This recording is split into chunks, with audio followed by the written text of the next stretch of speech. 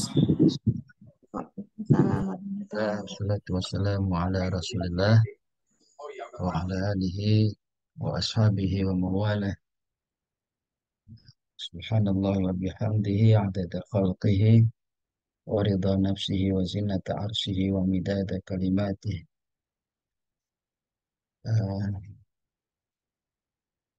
Sebagai pengingat ya, bahwa hari ini kita ya diingatkan sebuah momentum yang eh, kita akan dibawa oleh suasana pembinaan Al-Quran. Ya, ini suasana di mana surah-surah Makkiyah itu dijadikan oleh Allah Subhanahu wa taala untuk membentuk karakter orang-orang beriman.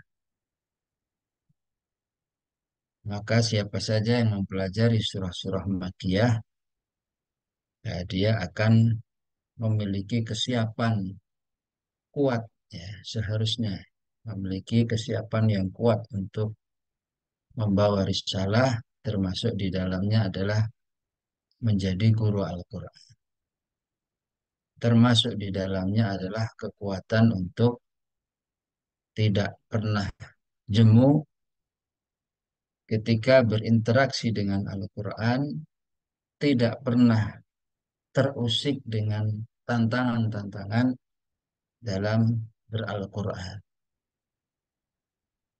Maka salah satu tarbiyah dari surah Makkiyah ini yang kemarin mungkin Bapak Ibu sekalian libur sekolahnya, yakni surah di mana Rasulullah dari riwayat Tirmizi mengatakan ya, karena Rasulullah Shallallahu Alaihi Wasallam la yanamu hatta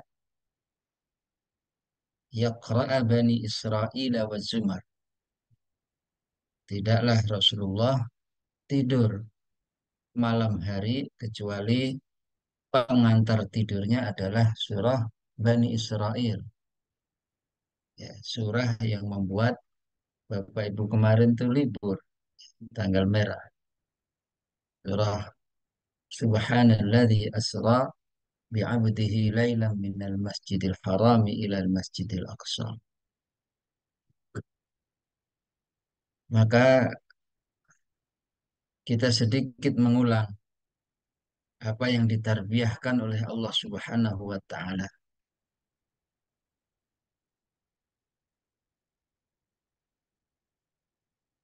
Allah katakan ya dengan mengawalinya dengan tasbih yang surah Makkiyah ini ya Allah turunkan sekitar eh, ke lima ke tahun setahun ya setahun 2 bulan sebelum hijrah, setahun 2 bulan sebelum hijrah, kurang lebihnya segitu dalam jumhur pendapat ulama yang paling kuat. Jadi itu juga nanti dikaitkan dengan Amul Huzni, adanya surah Yusuf, adanya surah ya, Bani Israel. Namun surah Bani Israel ya yang kita kemarin libur, alangkah sedihnya kalau tanggalan berwarna merah itu cuma kita sikapi dengan Alhamdulillah nggak ngajar. Karena aslinya itu ada maukif-maukif yang pasti pada orang-orang beriman. Maukif yang pertama, ya, bagaimana Rasulullah saking ya saking terkesannya dengan peristiwa Isra Mi'raj, itu Rasulullah membacanya sebagai pengantar tidurnya. Wallahu a'lam, kita pernah berapa kali mengalami ini. Allahu a'lam. Alangkah sedihnya kalau kita belum pernah sekalipun pengantar tidurnya pakai surah Bani Israel. Umurnya berapa? 30 tahun.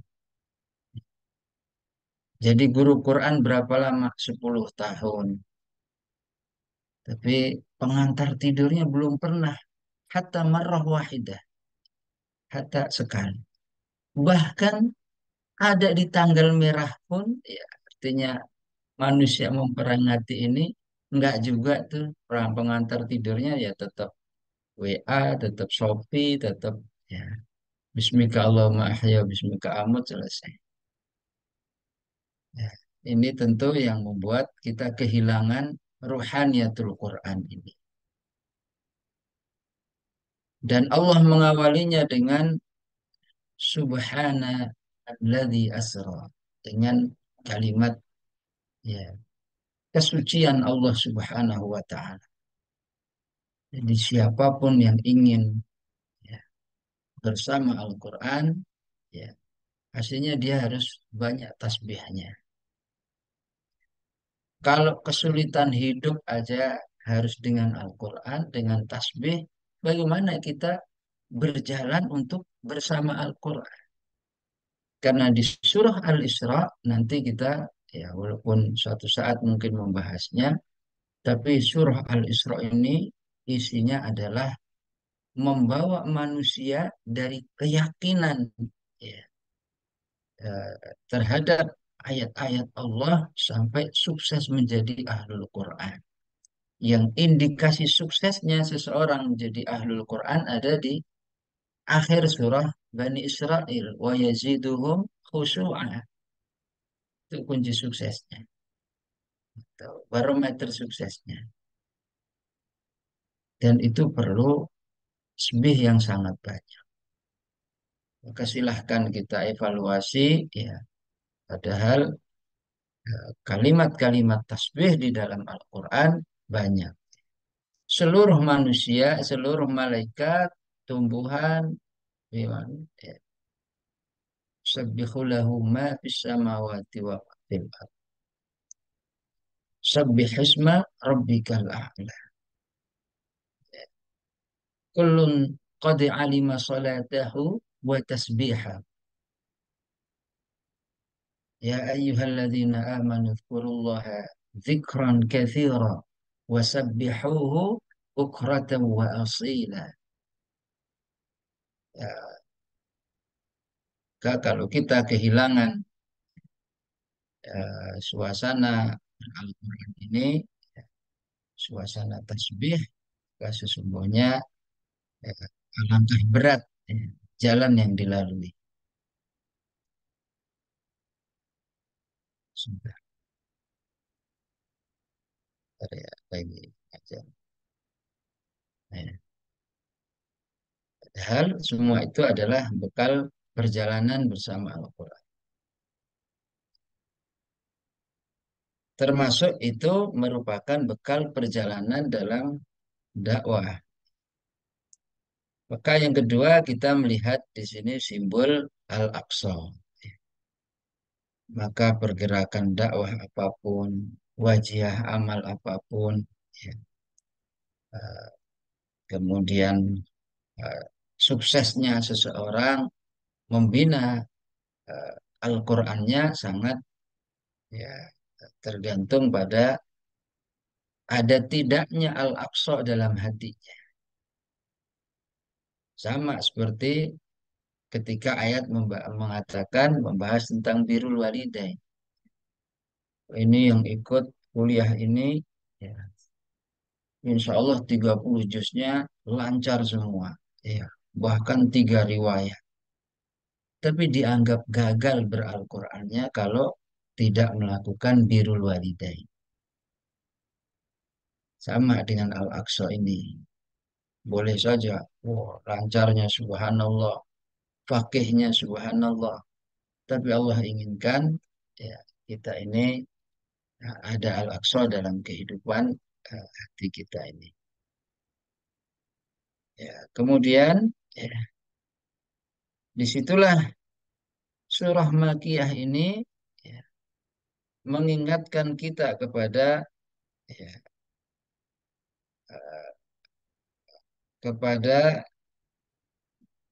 Abu Bakar As-Siddiq ya, yang dikatakan oleh Allah Subhanahu wa taala dengan istilah ya, badiyar ra'i. Itulah sikap kita dengan Al-Qur'an. Orang mengatakan emang bisa mulazamah jadi 30 juz ya. Itu mustahil. Untuk Al-Quran kita katakan tidak ada yang mustahil.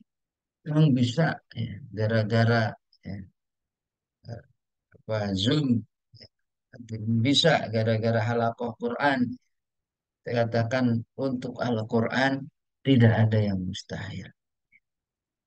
Itu sikap yang disebut Badiyar Ra'yi, yang ini adalah bagaimana Allah menggelari Abu Bakar As-Siddiq. Waqala al-mala'u alladhina kafaru min qaumihi ma naraka illa basyaram mithlana.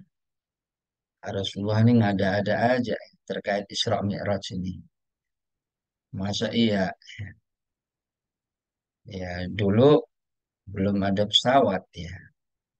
Kalau saja ya sebagian negeri sudah ada pesawat, mungkin nggak percaya juga. Saya jam 7 ada di Jakarta, jam 8:04 sudah ada di Jogja. Kalau nggak percaya. Kalau buatan manusia bisa begitu, bagaimana dengan Allah? Ya.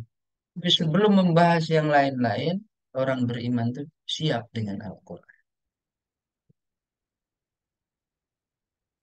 وَمَا نَرَاكَ اتَّبَعَكَ إِلَّا الَّذِينَ هُمْ أَرَاذِلُونَ.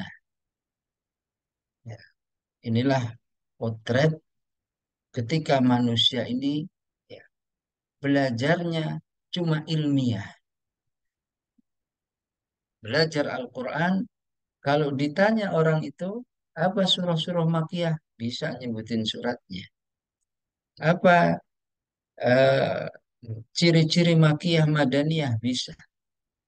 Tapi surah makiyah itu membentuk mental ya, eh, kokoh kita terhadap al-haq ya, di dalam sanubari orang-orang beriman. Walaupun mereka mengatakan, alah kamu mah orang biasa. Ya. Dan yang mengikuti kamu kan nggak ada orang-orang kaya. Nah, negeri kita begitu ya. Yang milih pemimpin, ya, wah yang sono mah orang-orang miskin. Nggak ada pejabatnya, nggak ada orang kayanya. Jadi lemahnya keimanan itu membuat orang lemah memilih al-haq. Sehingga ukurannya وَمَا نَرَى لَكُمْ اتَّبَعَ وَمَا نَرَاكَ الَّذِي وَمَا نَرَاكَ اتَّبَعَكَ الَّذِينَ hum aradhiluna badiyar ra'. Yang kedua orang yang apa sekarang nih yang viral ya. Orang yang susah dinasihati gitu-gitu ya. Antum dibilangnya susah dinasihati. Padahal karena benar bersama al-haq. Wa ma nara lakum alaina min fadlin. Ya. Betapapun Rasulullah dan Abu Bakar sudah sangat berprestasi. Ya. Tapi bagi orang-orang yang lemah keimanan, ketika melihat orang yang berprestasi itu nggak dianggap apa-apa. Nah, jangankan antum yang milih nomor berapa? Satu ya. Ini saya nggak promosi ya. Cuma Al-Quran mengatakan begitu. Kalau nggak nurut Quran nggak tahu lagi saya. Jadi sekelas Abu Bakar itu bukan menteri, ya, bukan presiden, tapi khalifah, membawahi berita apa beberapa negara, ya, membawahi kaum muslimin seluruh dunia, ya. Yang begitu aja, ya, mereka mengatakan, ya, ya istilahnya, wa ma nara lakum alaina min fadlin. Kamu ini, ya, biasa-biasa aja, nggak ada prestasinya apa-apa. Istilahnya ya ngomong doang gitu kali ya bahasa sekarang. Kamu tuh nggak ada prestasi apa-apa. Ini belum masa tenang ya, saya nggak apa-apa ini. Wa ma nara lakum alaina min fadlin. Itu umat ini. Mau ditumpuk tuh prestasinya berapapun, ya orang baik itu, ya. Wa ma nara lakum alaina min fadlin. Ya. Apalagi katanya, bal nadhunnukum kadzibin. Apa yang kau bilang-bilang itu semuanya hoak-hoak aja. Kira-kira itu ya miriplah dengan zaman sekarang. Yang hak bisa disebut hoak. Bal nadhunnukum kadzibin. Kamu ya, itulah potret umat ini ketika Isra Mi'raj cuma dijadikan tanggal merah. Yang tentu tanggal merah Isra Mi'raj ini ya tidak akan lahir kecuali dulu pengambil kebijakannya adalah para ulama yang maksudnya kaum muslimin paham terhadap rahasia ini supaya manusia orang-orang beriman tidak terbawa oleh suasana-suasana ya, wahyu syati yang lemah. Sering kita katakan bahwa fase makiyah dalam dakwah itu ketika difahami dengan baik buat manusia ya sangat kuat ya, tidak tidak silau terhadap ya godaan-godaan ya. Ya kita sih karena nggak ada yang nawarin. Kalau ada yang nawarin, wallahu a'lam. Wallahu alam kalau yang ditawarin 50 juta sih enggak ya. Tambahin mie ayam, tapi di bawahnya amplop lagi 150 ribu juta lagi ya. Jadi 200 juta. Ya. Wallahu a'lam.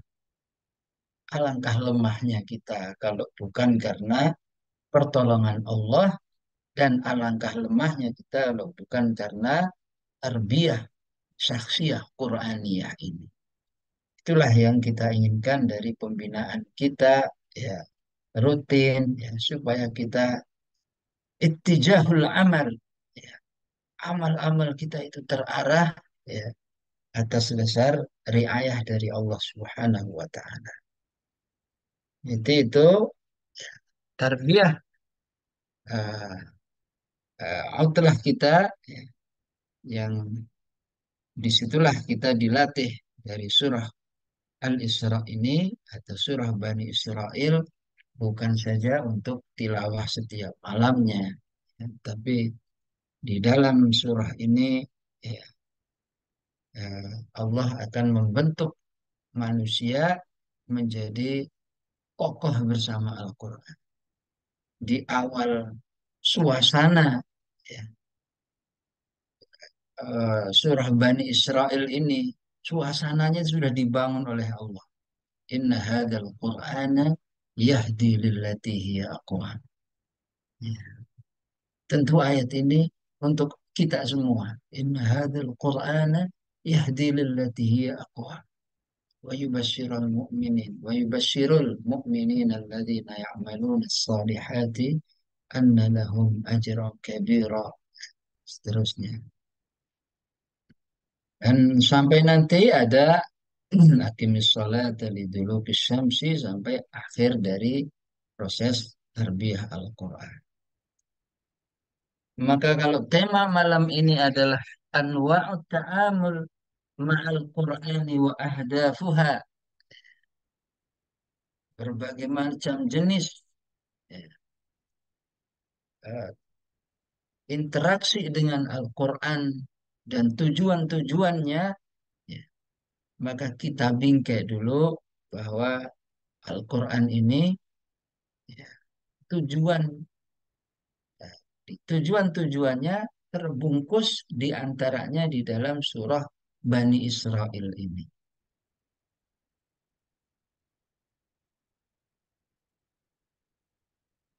Apa kegiatan kita dengan Al-Quran ini? Yang pertama, tilawah. Ladzina atainahumul kitaba yatlunahu haqqa tilawatih. Tentu yang kita maksud tilawah bukan eh,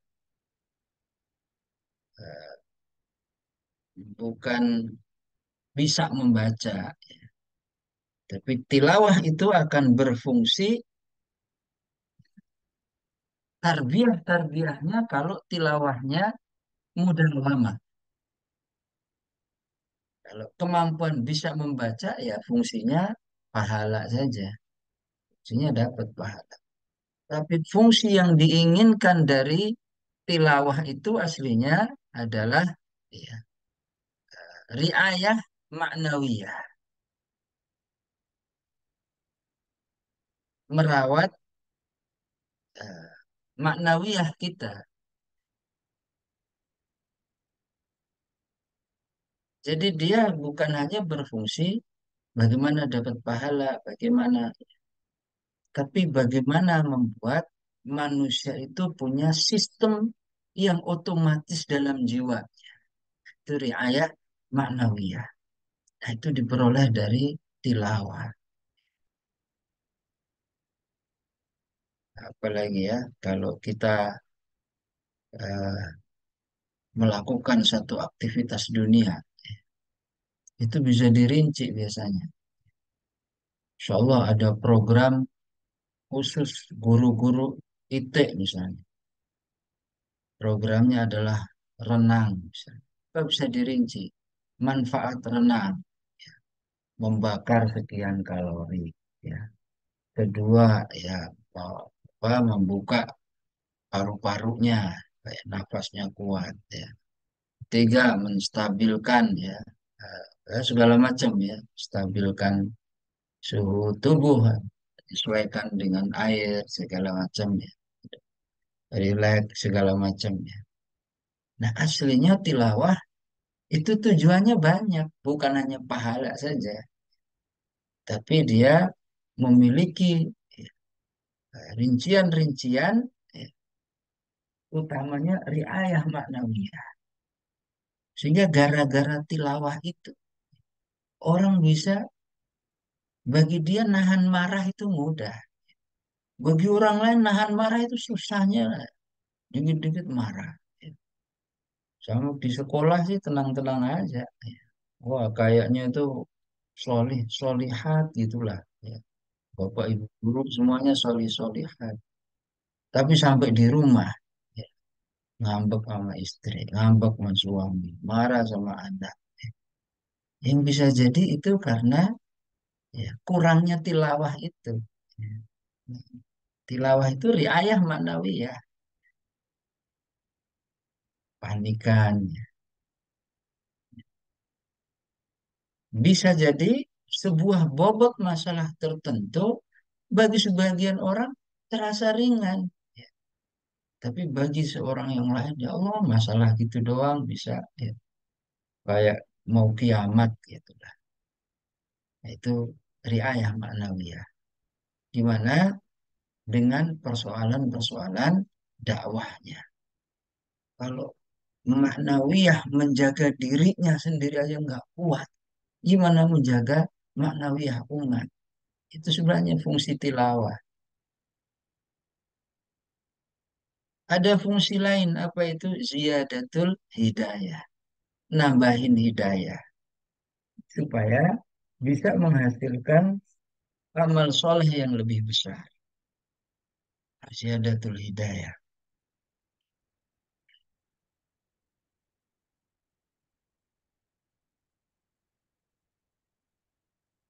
Ada fungsi yang lain. Tazkiyatun nafs. Ya.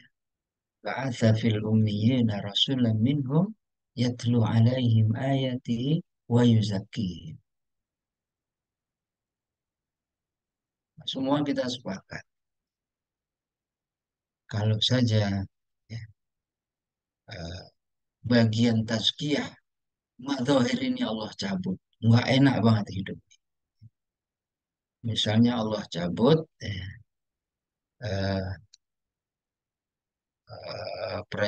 orang-orang yang punya apa punya kerjaan tukang sampah misalnya, kan tazkiyah tuh ya, bersih bersihin seminggu aja, wah, nggak enak banget.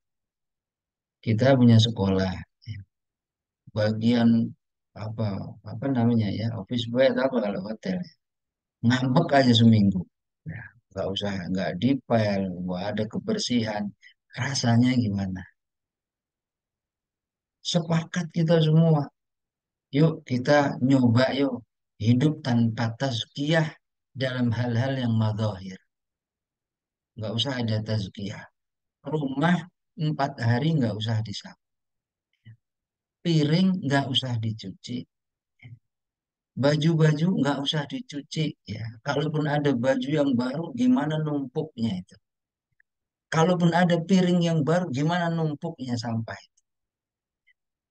Dan ketika numpuk, ya itu bobot sampahnya itu beda. Ya. Roti itu hari ini kalau jadi sampah jamuran, besok jamurnya lebih banyak, besok bau, besok ya, belatung dan seterusnya. Gimana itu? Hidup tanpa tazkiyah. Yang sebenarnya tilawah ini tazkiyah hati kita setiap hari. Bayangin kalau hati kita nggak ada tazkiyahnya. Padahal digunakan setiap hari. Saat tidak ditazkiyah itu bukankah kita tetap ngajar? Saat tidak ditazkiyah dengan tilawah, tidak disucikan dengan tilawah, bukankah kita tetap berinteraksi dengan keluarga, interaksi dengan umat? Wallahu alam. Saya nggak mengerti lagi ketika kita tidak memahami tilawah itu memiliki ya fawaid yang begitu banyak. Secara ilmiah apa fawaidnya? Faidahnya maharatul lisan. Lisan kita ini jadi ringan. Kalau ngobrol nggak pegel itu wajar. Tapi beralquran nggak pegel. Itu maharatul lisan. Yang disebut oleh Al-Quran Al-Mahiru bil Quran. Dan dia tidak bisa mencapai peringkat Al-Mahiru bil Quran itu bukan fasoha. Ya. Maksudnya bukan semata-mata fasoha. Ya. Al-Mahiru bil Quran itu lisannya itu ringan. Dot itu enggak sah karena bacanya yang cukup ya untuk membuat lisan itu mahir. Bukan nggak pernah tilawah, coba huruf dot fasih juga dot. Ya. Tapi tilawah itu yang disebut al-mahiru bil Qur'ani ma'as safaratil kiramil bararah karena dia tilawah setiap hari itu lisannya itu ringan. Jadi baca itu enak. Ya. Makanya dulu ada sebagian antum, antuna mungkin mengalami ada ujian fasohah. Biasanya ada penilaian. Kalau saya kadang-kadang nilainya 8 9, tapi saya tulis keterangan. Iktsarut tilawah. Ini memang tilawahnya bagus. Itu terasa bahwa seseorang ini dia tilawahnya tidak sampai 1 juz sehari. Ya. Karena bisa dirasakan oleh orang yang tilawahnya lebih. Antum, ya Bapak Ibu sekalian, kalau sudah tilawah setiap hari 3 juz, itu Allah berikan kemampuan. Kalau ada orang membaca Al-Quran, Anda bisa tahu, oh ini nggak pernah 1 juz sehari. Tahu. Dari mana? Dari maharotul lisannya. Dan yang bisa tahu kalau orang itu tilawahnya banyak. Kalau sama-sama 1 juz setiap hari, nggak bisa menilai. Karena dari ta'awudnya, kemudian beberapa ayat setelahnya, ya, ini memang baik bacaannya, tapi dia tidak menempa dengan tilawah. Mahar tulis. Mahir lisannya itu karena ringan. Ya walaupun awal-awal pegel, wajar. Ya, tahadduts bin nikmahnya, ya dulu awal-awal sehari bisa 10 juz, itu rasanya bibir saya yang bawah nih mau jatuh. Tapi kok yang nggak jatuh gitu. Awal-awal bisa 10 juz sehari itu. Nekat aja. Ya. Lama-lama bibirnya tuh kayak mau jatuh gitu buat ngobrol tuh ya kayak, tapi ternyata itu cuma beberapa hari saja. Lama-lama nempel lagi dia dan biasa. Ya. Jadi tilawah itu ya santai gitu ya. Sudah mahir ya. Dan ketika dia sudah begitu, maka wajar kalau Imam Syafi'i hatam sehari sekali ya. Padahal majelis taklimnya sehari minimal 12 ya. Lebih 12 jam mata pelajaran lah ngajarnya. Allah alam antum sehari berapa mata pelajaran tuh ngajarnya ya. Mudah-mudahan 12 juga biar mirip. Imam Nawawi pernah sampai 20 ngajar sehari itu ya. Eh, Baik, itu fungsi tarbiyah dari tilawah. Kalau sudah banyak tilawah, ya, dia cukup maknawiyahnya, cukup hidayahnya, cukup kebersihan hatinya, maka dia akan masuk dalam eh, ta'amul yang bagi dia itu bukan karena dorongan apapun, bukan karena disuruh orang tua, bukan karena disuruh lembaga, bukan karena disuruh upah, bukan. Tapi kalau cukup bab ini dengan sendirinya dibawa oleh kuatul maknawiyahnya, ya, oleh kebersihan ruhaniatul, ya rohnya itu dengan sendirinya dia akan melakukan ta'amul dalam bentuk al-hifz, ya, dalam bentuk cobalah menghafal. Sendirinya ke bawah.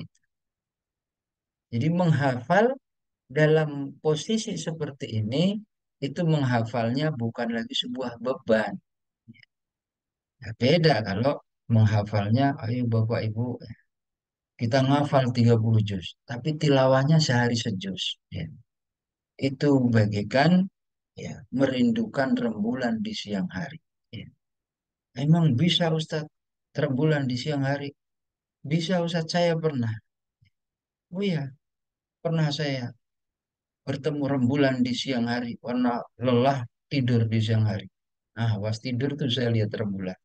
Pas bangun siang, ya itu mimpi. Jadi kalau mau hafal 30 juz, ya, lisannya itu harus mahir. Jadi itu fungsi tilawah untuk sisi ziyadatul hidayah. Ya, kalau sudah al-hifadz, ya, dia terbawa oleh sendirinya, oleh suasana hatinya itu membawa sendiri sebenarnya dunia hifdzul Quran. Makanya ya, di beberapa ma'had, ya, terutama ma'had tahfidzul Quran di Timur Tengah, itu kalau antum mau ngafal di sana, 3 bulan pertama itu nggak boleh ngafal.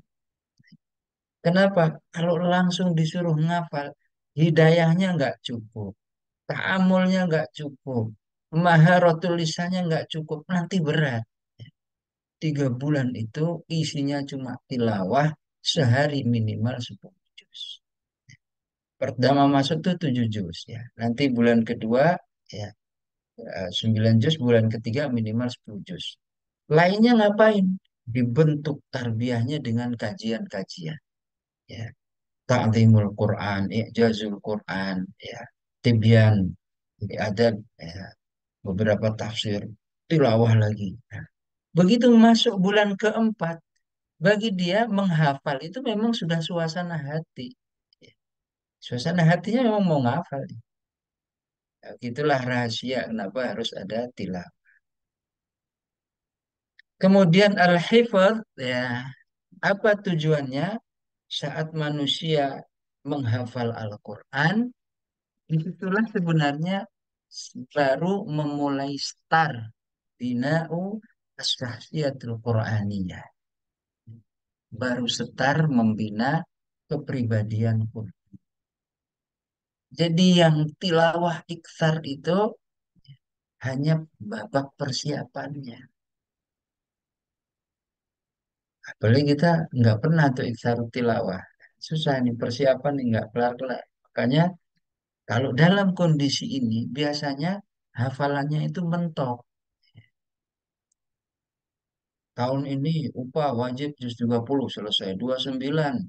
Misalnya 29 surah Al-Qalam, nanti mentok ketemu Al-Jin balik lagi surah Al-Mulk lagi. Mentok-mentok surah Muzammil balik lagi. Karena pondasinya tidak terbentuk. Bukan bukan berarti mustahil ya, tapi memang untuk menjangkau 30 juz begitu memang masalah. Disitulah ketika manusia menghafal Al-Quran yang diinginkan oleh Allah sebenarnya dia bukan sedang mengumpulkan ayat-ayat Al-Quran itu. Tapi Allah sedang memperlakukan Al-Quran bagi dirinya itu sebagai sebuah pembinaan. Ditarbiyah, dimulai tarbiyah Qurannya. Kalau sudah menghafal, karena dia harus menghadapi berbagai macam tantangan jiwa yang sesungguhnya. Baik tantangan internalnya, ya, yang enggak lulusan pesantren, yang enggak keturunan habaib, yang enggak ada basic bahasa Arab, yang enggak segala macam. Yang enggak itu semua. Bukan eksternalnya, yang enggak didukung, enggak ada penghargaan. Tapi kalau dia al-hifadz, ya, dia akan memasukkan ya, Al-Quran itu ya, dari lisannya ke dalam pikirannya. Masukkanlah Al-Quran ya, dari lisannya kepada pikirannya.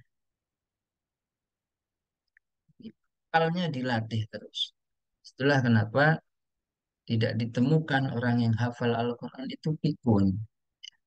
Karena dilatih terus ya akalnya. Ya dia terbentuk. Ya, membentuk akhlak, mengakar, diulang terus. Ya negara kita, Masya Allah ya, Pancasila diulang terus, mengakar. Ya, karena diulang terus walaupun sudah hafal. Wallahu a'lam.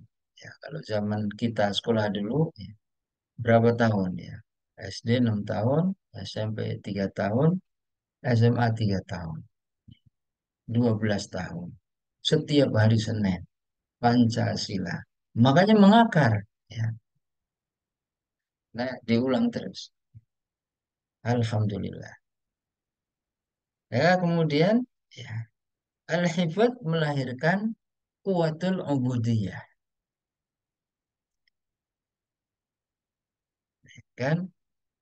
Ya, bobot kualitas mengantarkan pada kualitas ya, ta'abbud seseorang. Kalau lagi ngafal, biasanya qiyamul juga hasil dari hafalannya. Ya. Karena lagi ngafal, biasanya orang-orang yang sedang serius ngafal itu nggak pernah masbuk dia. Sholat masbuk tuh aib. Ya. Dia akan menggunakan waktu ya, sebelum azan atau setelah azan dia sudah ya azan itu sudah masuk masjid. Biasanya dunia menghafal Quran gitu. Bagi dia masbuk itu satu kecelakaan sejarah. Saya kok masbuk sholat, nah, itu kecelakaan sejarah dalam hidupnya. Maka ya karena antara azan dan iqamah itu waktu yang sangat berharga bagi penghafal Quran. Jadi semua urusan-urusan ubudiahnya tuh naik. Itulah ya. Disitulah dia ya, sedang terlatih akalnya.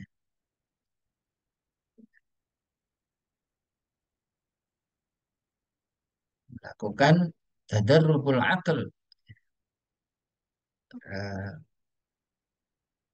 Melakukan ya di tadrib ya dilatih akalnya. Wallahu alam ya. Dulu waktu kami menghafal belum ada WA,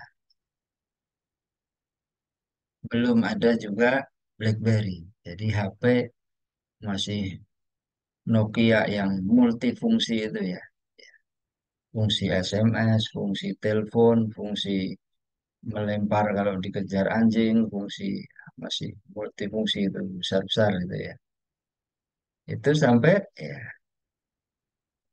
beberapa dari kami itu nggak mau HP itu ada nama.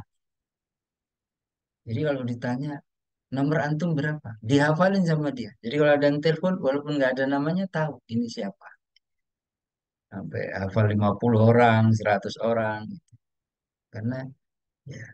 Dan Al-Quran itu membuat, ya, wallahu alam secara ilmiah, ya, memang sel kecerdasan manusia, kabarnya secara ilmiah, ketika mati, nggak bisa hidup lagi. Tapi yang ada itu bisa disuburkan. Makanya orang yang melihat hal-hal yang dibenci oleh Allah, aurat orang lain, segala macam, itu sarafnya mati, ya, tidak bisa hidup lagi kalau sudah mati. Saraf-saraf akal kecerdasan. Bersama Al-Quran itu ya menyuburkan, ya, membuat kualitas akal manusia. Setelah al-hifdz ada murojaah. Apa yang dimaksud murojaah itu sebenarnya di balik murojaah seseorang itu bukan sedang mengembalikan hafalan, tapi dia sedang melakukan tarbiyah imaniyah. Itu di balik murojaah.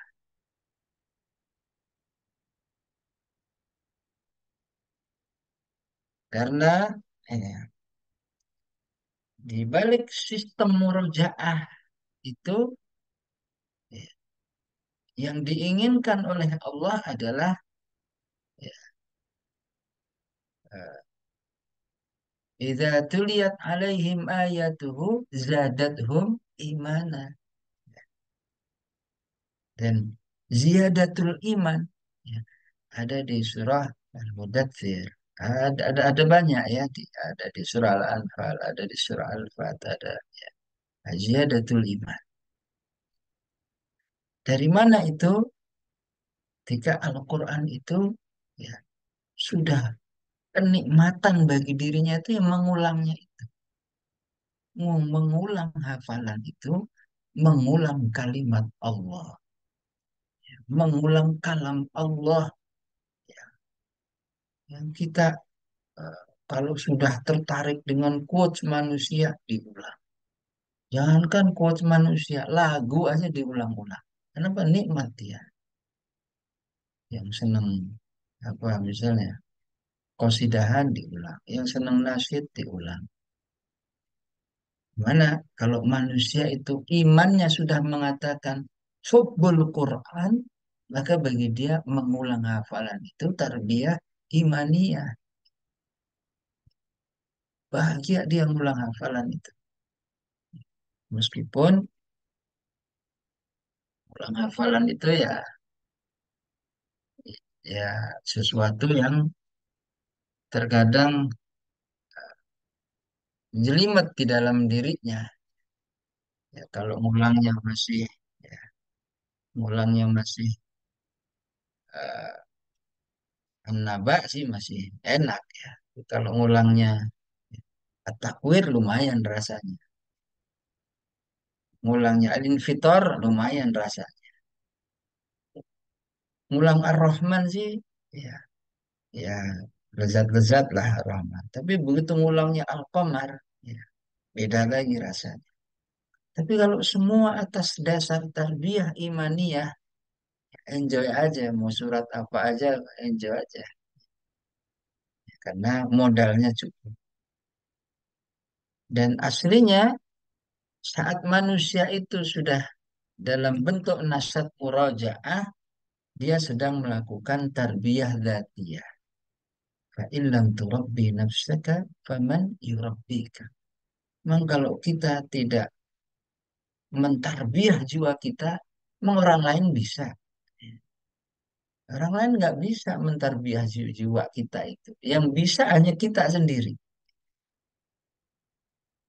Itu yang diungkapkan oleh ulama. Fa'illam turabbi nafsaka faman yurabbika. Memang nggak ada yang bisa mentar. Dan murojaah itu adalah proses tarbiyah dzatiyah yang efektif. Ya, menempa diri kita. Ya. Jadi kenapa hafalan itu sengaja Allah buat lupa lagi. Jadi jangan harap ya eh, orang yang bisa tasbih 5 juz kali duduk saat ini setahun lagi bisa, belum tentu. Jadi kita ya kalau mengatakan, aduh saya murojaah terus lupa lagi, murojaah terus lupa lagi. Yang sudah 30 juz juga sama itu. Murojaah lupa lagi, sama. Jadi nggak usah sedih, semua orang alami ini. Imam Syafi'i yang jarang lupa, harus membuktikan juga itu sebagai tarbiyah dzatiyah. Makanya tetap dia setiap hari kata. Dan secara tarbawi, murojaah itu aslinya adalah idkhalul Quran fis sudur.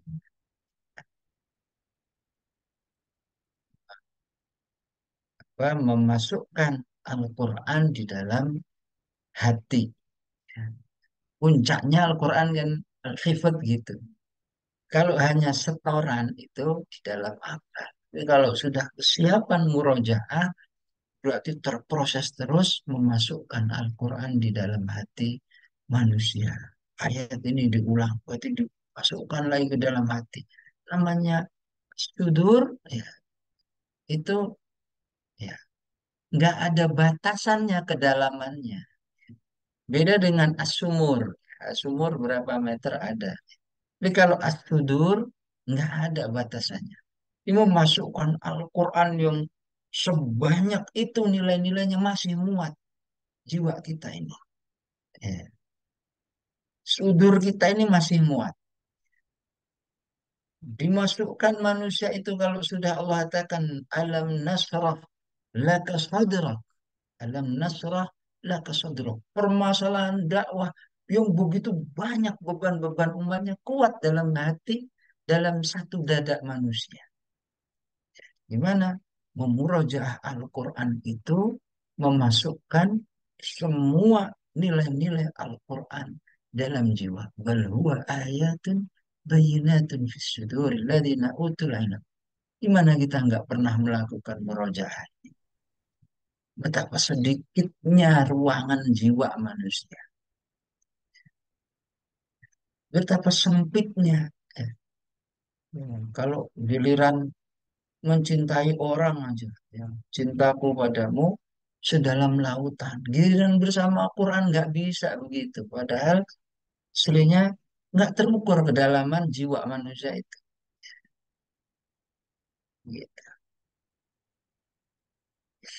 Toyib, ya. Yang lain-lain, ya eh, itu apa namanya yang sendiri, ya. An, apa anwa'ut ta'amul ma'al Quran yang sifatnya sendiri. Yang berjamaah ada muhadarah. Muhadarah itu ya kajian seperti ini. Tentu dengan segala fungsi. Ada fungsi meriayah fikriyah, fikrahnya teriayah. Dan fikrahnya teriayah itu kalau memang hadir dalam muhadarah. Meskipun hadirnya, meskipun kehadirannya kadang nggak masuk, berapa persen nggak masuk. Sehingga itulah kenapa malaikat mendoakan. Malaikat ada yang protes, ya Allah, ya, itu ada yang hadir dalam muhadarah. Tapi nggak mau apain, cuma duduk doang. Ini dirahmati semua oleh Allah. Diri ayah semua oleh Allah.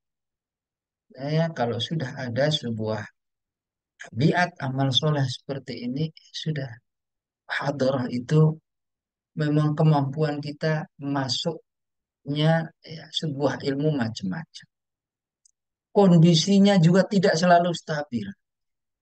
Malam ini kondusif, ya bisa duduk manis. Malam besok di perjalanan. Ya.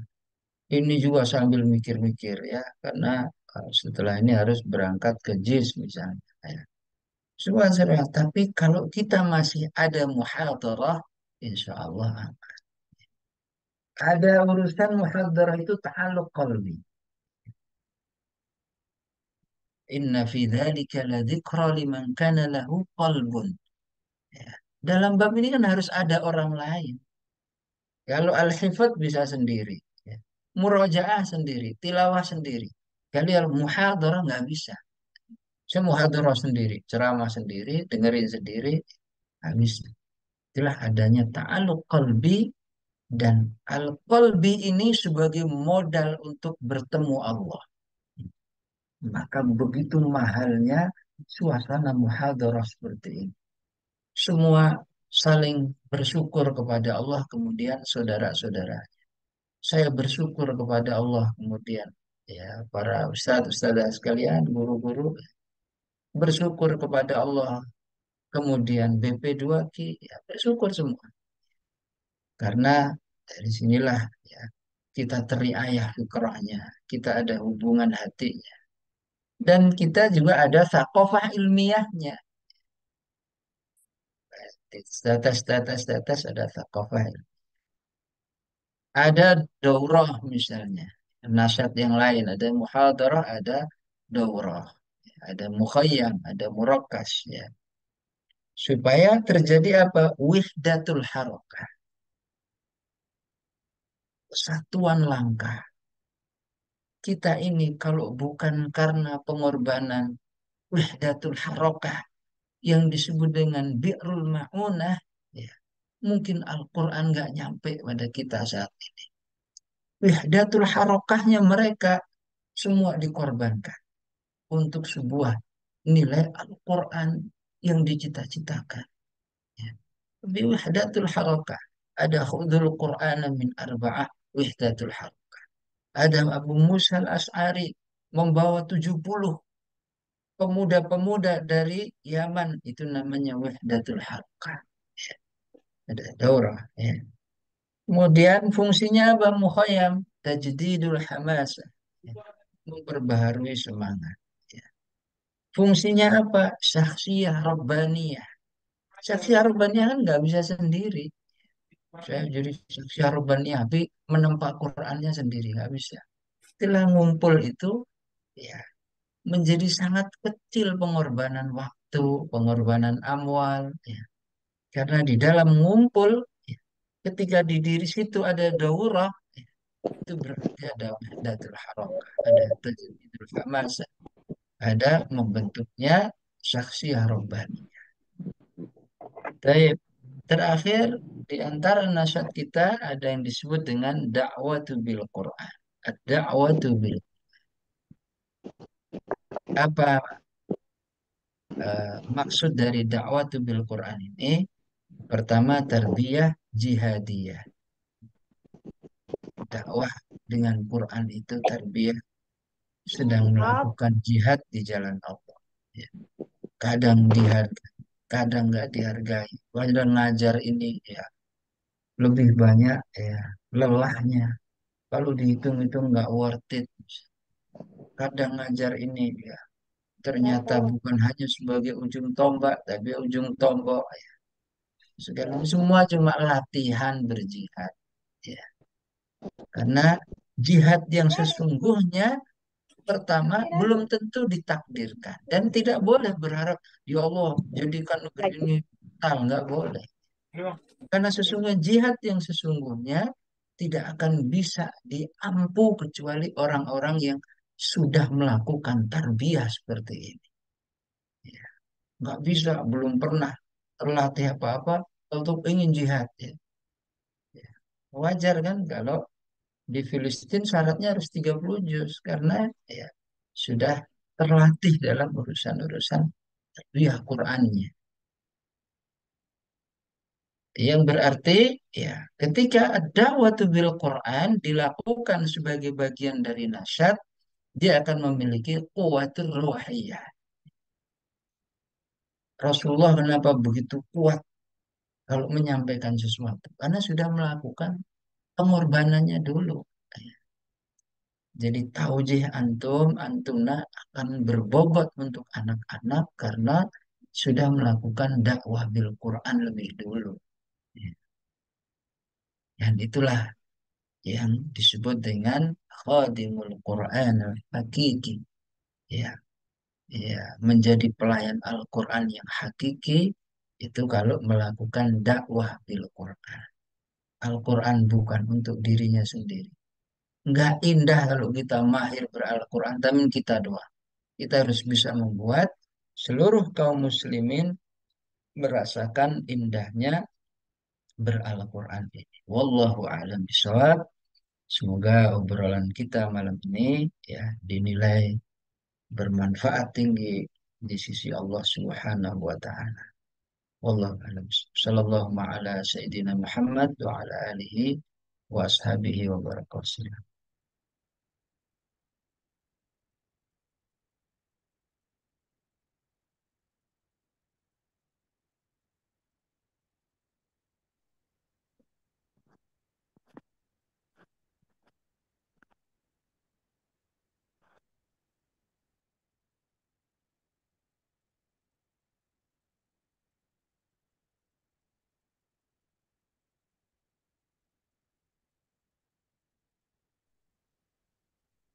Terus,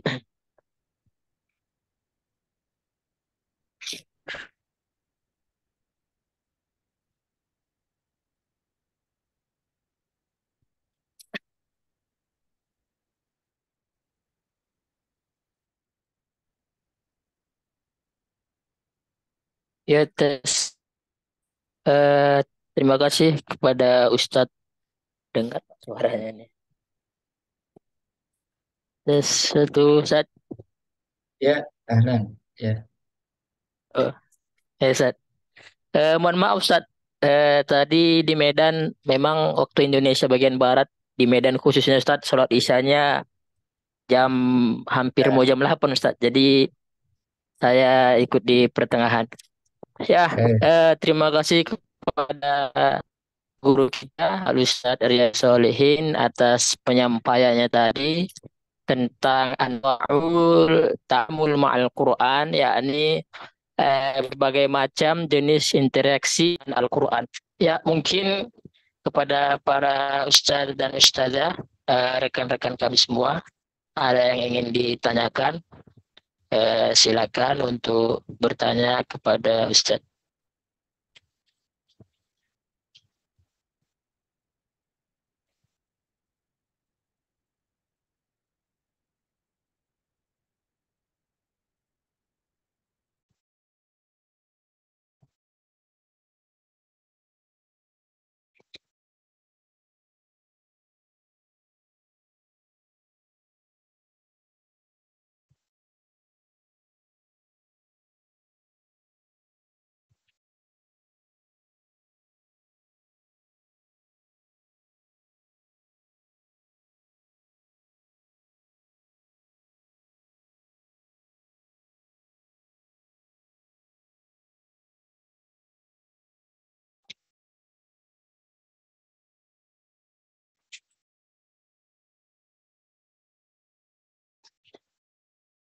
Ustadz, mungkin ada satu pertanyaan yang ada dari obrolan rapat.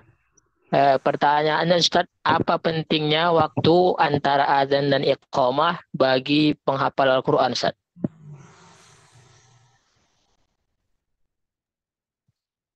ya, ya, Bismillah. Jadi pertama ada fadilah tabkir. Bahwa ketika seseorang melakukan tabkir itu datang lebih awal ya. Bakiron. Lawan katanya takhir, mutaakhiron. Ya. Selama dia menunggu waktu sholat, maka dia dicatat oleh Allah sedang melakukan sholat.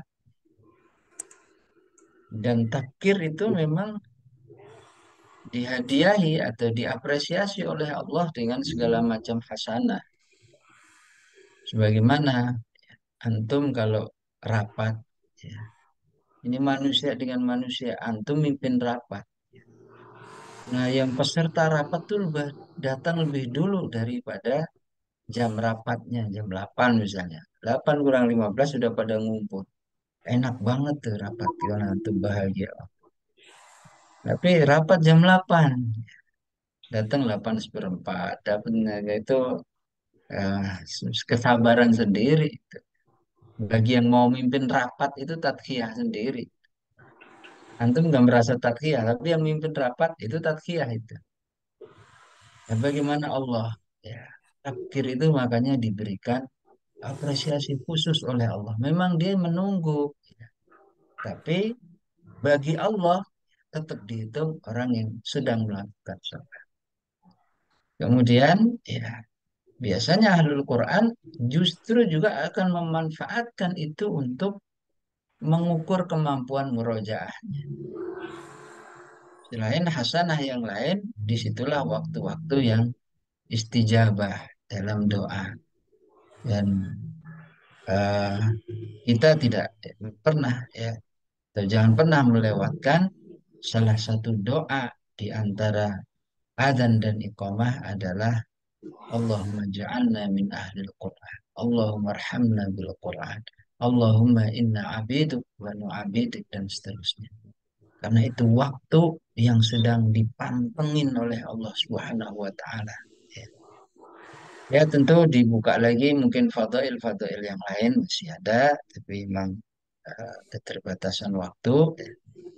Dan mohon maaf juga untuk malam ini karena banyak persiapan, ya kita membatasi sampai di sini ya, 9:04. Semoga kalau ada pertanyaan boleh dijawab di saya nanti. Tapi kita cukupkan untuk malam ini. Saya mohon izin tutup dengan doa saat kami. Eh, izin saya tutup Pak MC ya. Iya, Sat. Silakan, Ya, Sat. Silakan, Sat.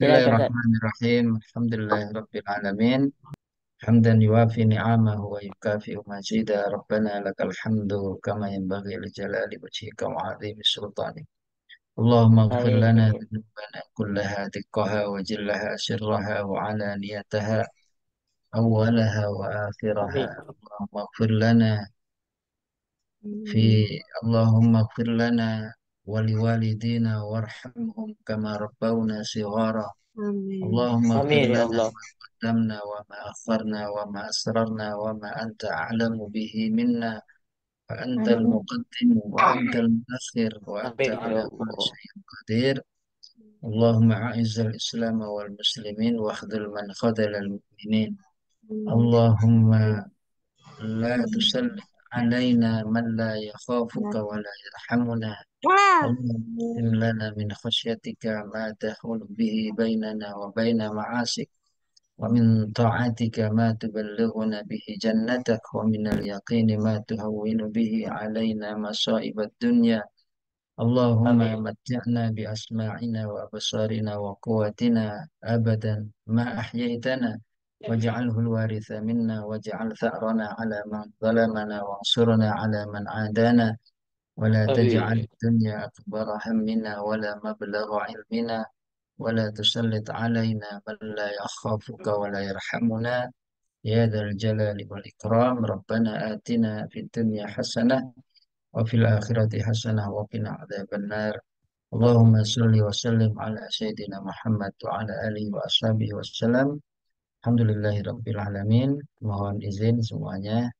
Ya, Sat. Assalamualaikum warahmatullahi wabarakatuh. Waalaikumsalam. Waalaikumsalam warahmatullahi Jazakallah khair wabarakatuh. Ustaz. Baik.